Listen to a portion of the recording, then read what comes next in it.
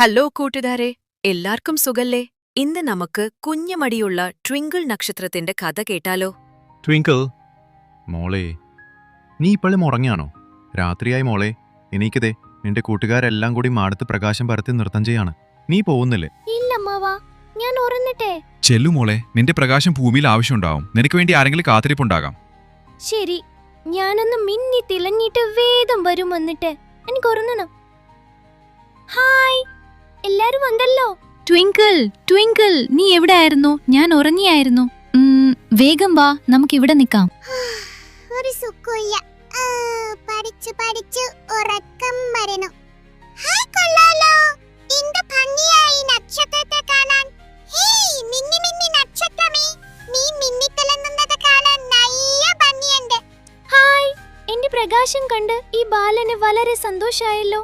അമ്പിളിയമ്മാവൻ പറഞ്ഞത് ശരിയാ. ഇനി ഞാൻ മടി പിടിച്ചിരിക്കില്ല.